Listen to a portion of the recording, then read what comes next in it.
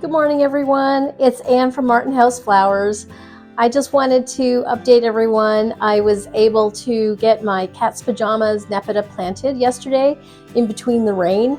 It's also a perfect day to weed the garden. I've got a lot of edges around my borders on all of my beds that are around the perimeter of the house that need to be cleaned up.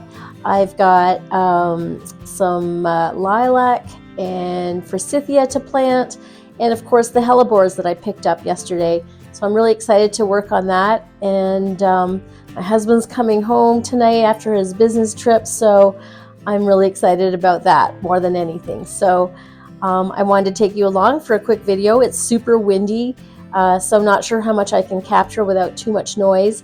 The Bar Harbor Bell is going full tilt this morning, so we'll see what we can capture. So yeah, thanks for joining me, and as always, if you would like to see more videos, I'd appreciate it if you subscribe. It's free. And I also appreciate all of you that have started commenting.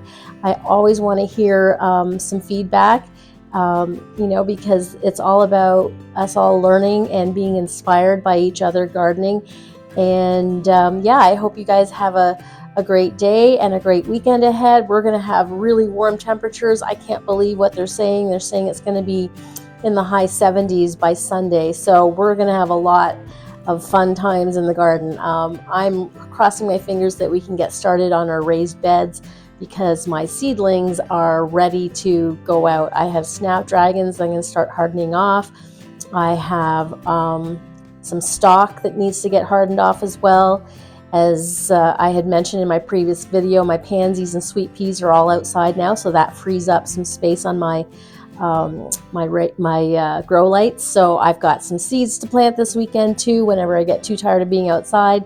So yeah, lots ahead. So thanks for joining me, and I'll give you an update on what it looks like. Thanks.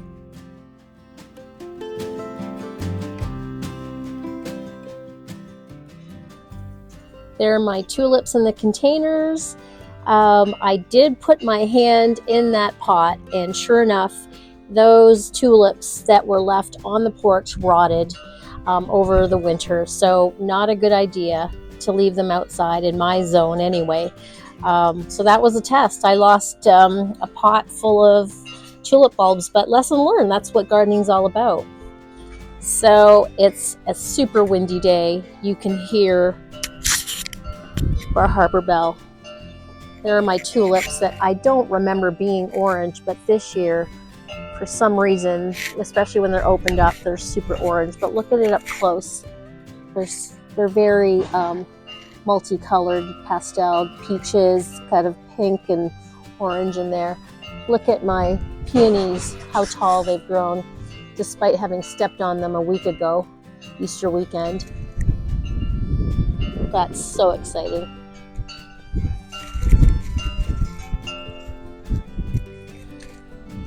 So, Kiss Me Kate, I ended up having to cut back significantly.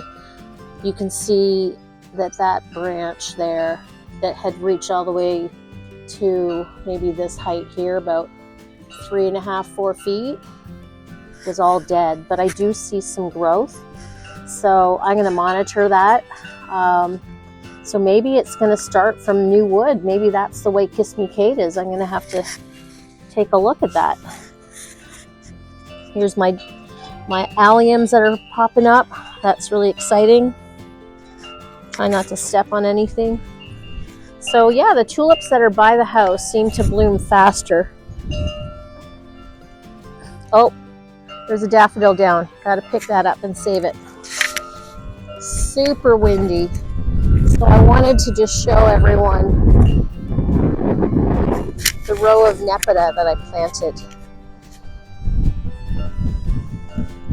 So I started with 5 and decided on going with 8. And I will do a zigzag of roses behind. So I think I'm going to be putting in at least 9 roses back there. Wow, I don't know how much gardening I can get done out here because it's super windy.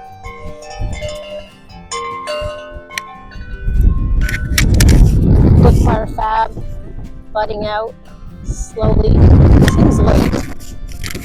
Let's take a look at, there's my corner where the lilac and forsythia. Let's take a look to see if any, here come the bulbs. That's close there, there's a bulb. There's another bulb.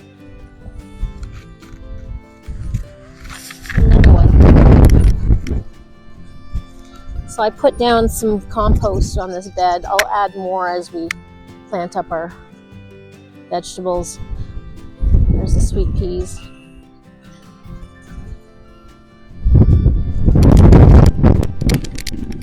Wow, I'm really fighting the wind. Fruit trees are budding out. I believe this is a cherry, which the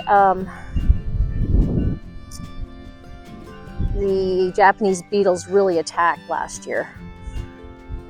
So here is the, I wanted to look up the name of this because I'm going to pick up another one. This is purple, and it's a lilac that actually I picked it up because it blooms spring, summer, and fall, which is really exciting. It grows 4 to 6 feet tall and wide. So I think I'm going to pick up another one because we want to block that view right there. This is right at the corner of our property. I'm going to put the forsythia over there because you're supposed to plant them 5 to 6 feet apart. I think that's close. We want to create a boundary here. This is a red bud that we just put in that replaced our seeing buds. Yeah. This replaced our dogwood that was in my last spring's video, which I'm so glad I captured that dogwood blooming, but it unfortunately died. So the other day I cleaned up the beds along all these trees, cleaned up all the the bases of the trees. So yeah, I'm going to plant another boomerang right here to create this sort of deciduous corner of beautiful blooms, and hopefully cover that up because they'll grow to 5-6 feet tall. That red bud should grow about 10 feet, at least 10 to 12 feet.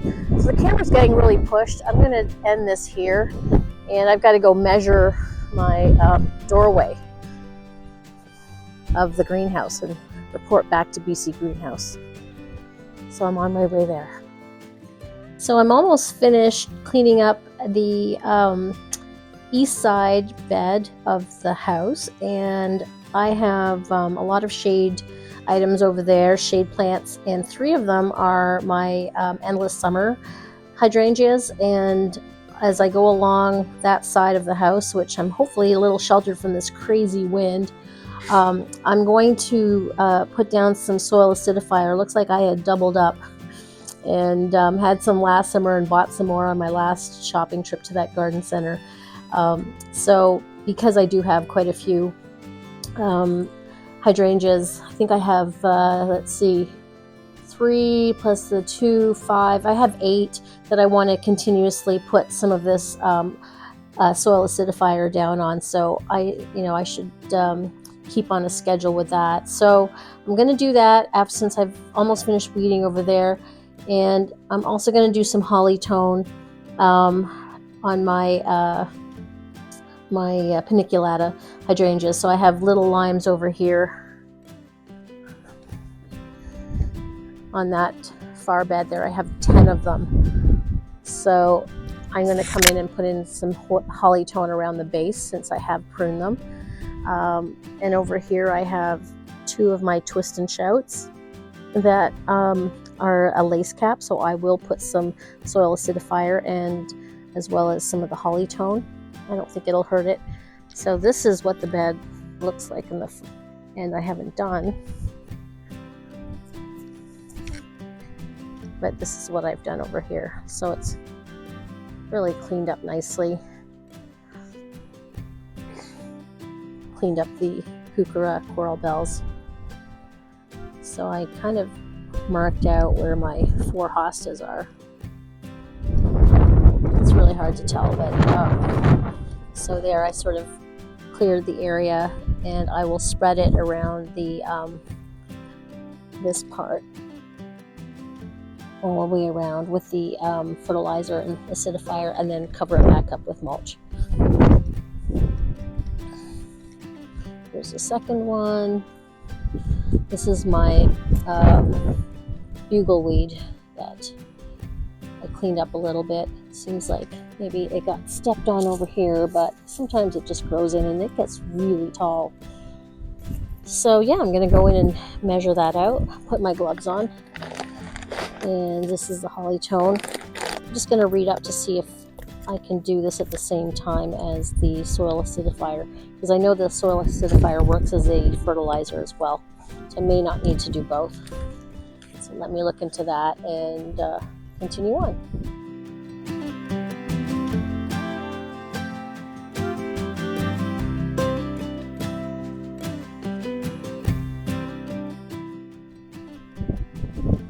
So I've applied 2.5 cups of the soil acidifier around the drip line of this endless summer hydrangea, and I'm just taking my fork and blending it in. The directions say 1.5 cups for a new plant, but since this is established, I've gone ahead and done 2.5 cups, and I will do this again in 60 days. So I need to mark that in my calendar because I am committed to try and turn my macrophylla hydrangeas blue, if not purple. So I'm going to go around and do that to all of my macrophyllas. And then I will apply the holly tone just to the paniculatas, my little limes, my bobo hydrangea, those ones.